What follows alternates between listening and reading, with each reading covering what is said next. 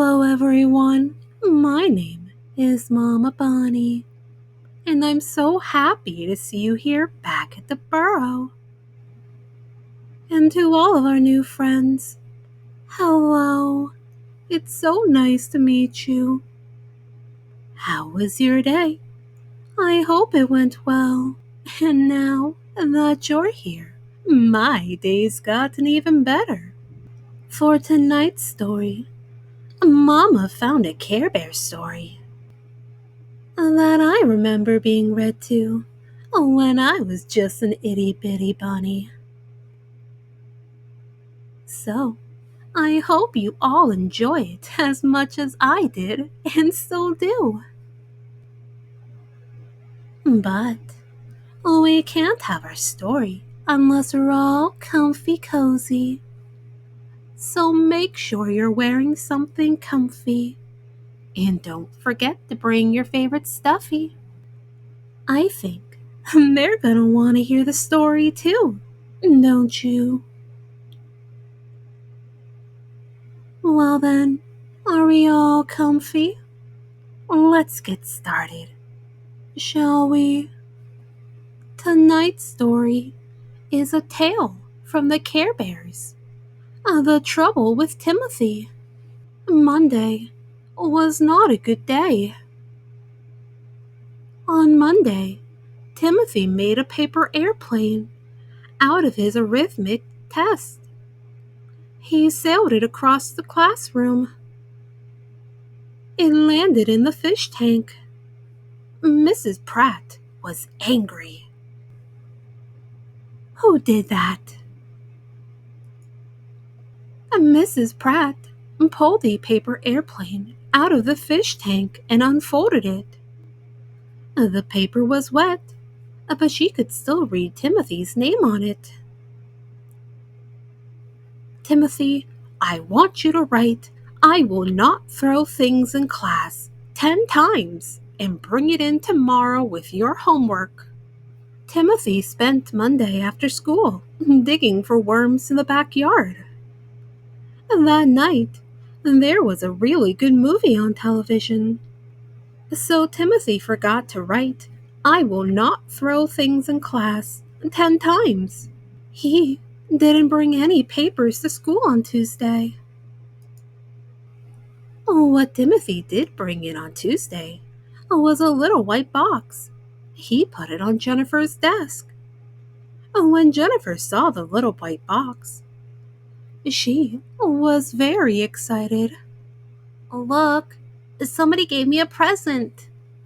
I wonder what it is. Maybe it's a ring." Jennifer opened the box. "Eek, it's a worm. Oh, yuck, get it away from me." Jennifer leaped out of her seat so fast, she knocked the box off her desk. The worm fell out and slowly crawled across the floor. All the children started yelling, "Worm, worm, watch out for the worm." And Mrs. Pratt had to bang on her desk with a ruler to quiet them down. "Whose worm is that?" she asked. "It's Timothy's worm," everybody yelled. Mrs. Pratt sent Timothy to the principal's office. Wednesday was a terrible day. When Mrs. Pratt turned to write on the blackboard, Timothy tried to be funny. He stuck out his tongue and crossed his eyes and made a horrible face. And before he could stick his tongue back in and uncross his eyes, Mrs. Pratt turned around. She did not think it was funny. When Mrs. Pratt asked, "If I have 2 apples and you have 2 apples and we put them together, what do we have?" Timothy shouted, "Applesauce." When Mrs. Pratt called on him to read, Timothy couldn't find the place in his reader because he was busy drawing swamp monsters in his notebook. Mrs. Pratt wrote a note to Timothy's parents. When Timothy's parents read the note, they sent Timothy to his room. "Nobody likes me," Timothy said to himself. "Everybody hates me. Mrs. Pratt hates me. Jennifer hates me. Even my father and mother are angry with me right now. I don't have a friend in the world." Timothy sighed and sat down on his bed.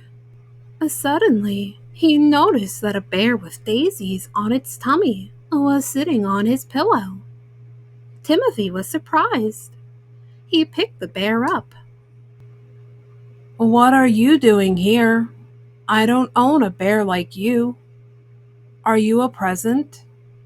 The bear giggled. Oh, oh, please stop patting my tummy. It tickles."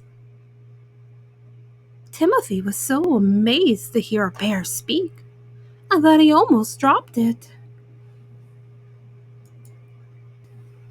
"Careful, careful," smiled the bear. "You are talking. I never heard a bear talk before." "You never needed a friend so badly before. You said that you didn't have a friend in the world." "That's true," Timothy said sadly. "No, it's not. I'm your friend. Your snuggly, furry friend. In fact, that's my name, Friend Bear.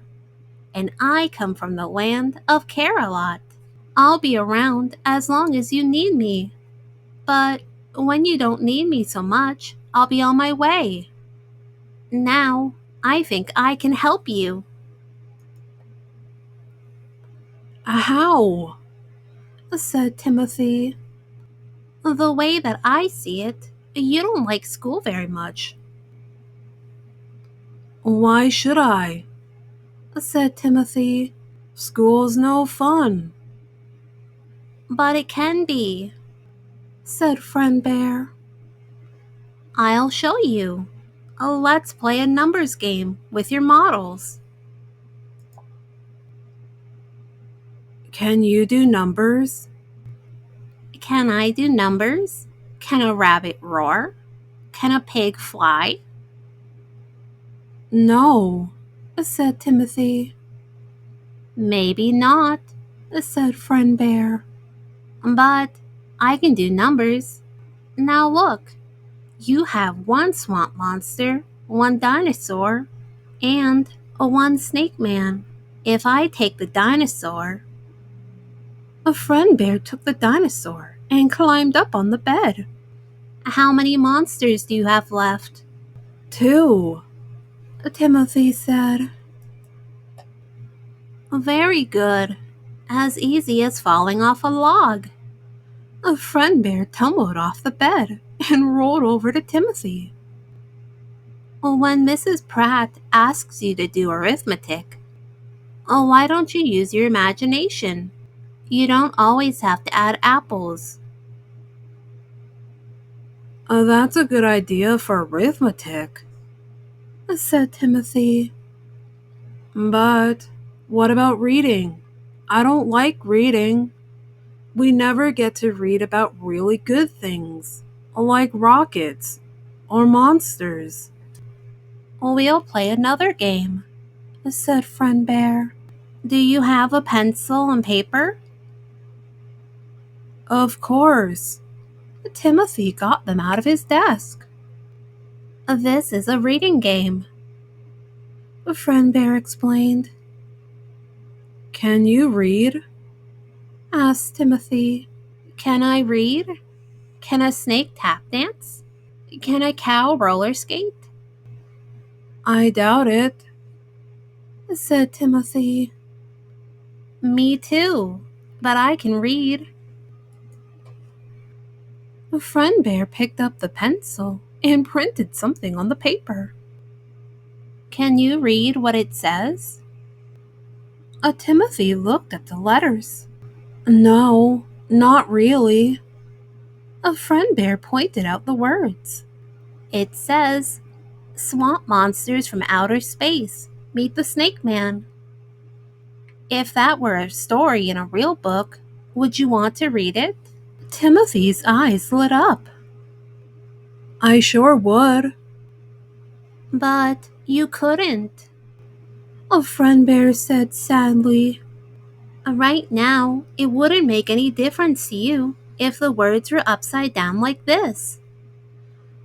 Then a friend bear stood on his head. And you'll never get to know them if you draw swamp monsters when you're supposed to be learning how to read.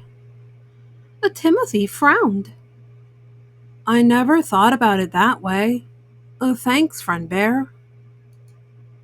He picked friend bear up by the leg and straightened him up. Friend bear giggled. Heavens to fuzzies, that's another ticklish spot. Sorry. But Timothy couldn't resist giving friend bear another tickle. Friend bear giggled. So did Timothy.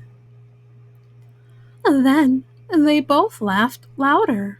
Timothy found that he was feeling better. Later, when they were playing a game, a friend bear smiled and said, Timothy, may I ask you a question? Sure, friend bear. Go ahead. Why do you act all silly in school?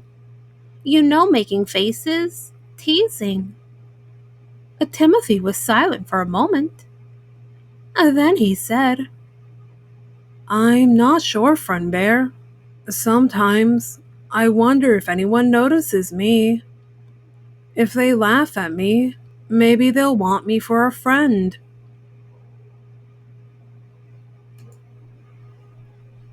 Maybe, said friend bear. But you know, Timothy, it's not hard to have friends. Think about it. If you want somebody to be warm and fuzzy and nice to you, You have to be nice to them. Timothy said. exactly. See, if you want to make a friend, you have to be a friend.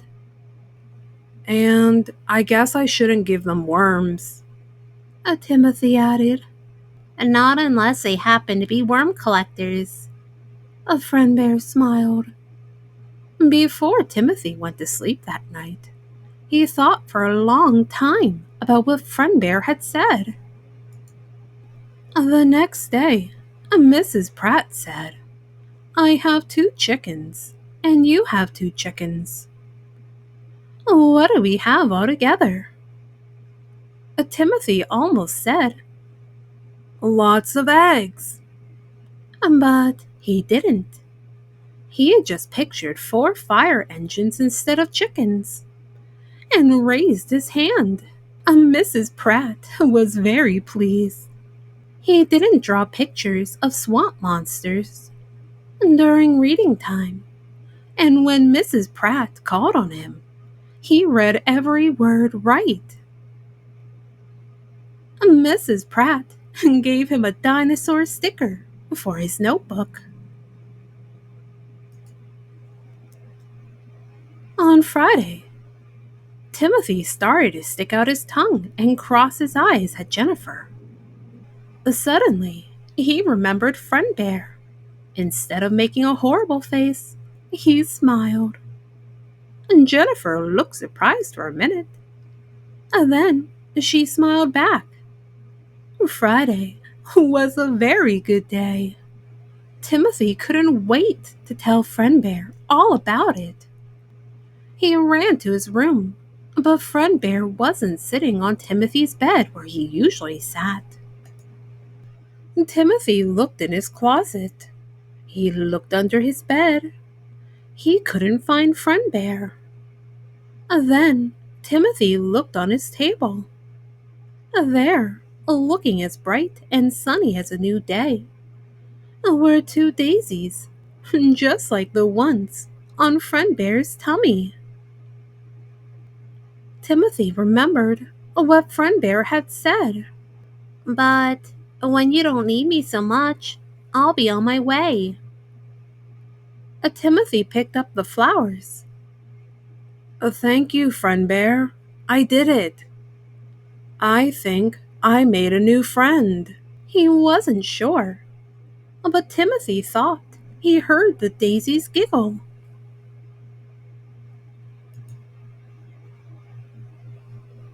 The end. Now then, as Bedtime Bear would say, it's getting late and we should go to sleep. So, get all snuggled up underneath your blanket. Hold your favorite stuffy tight, tight, tight, so they know they are loved.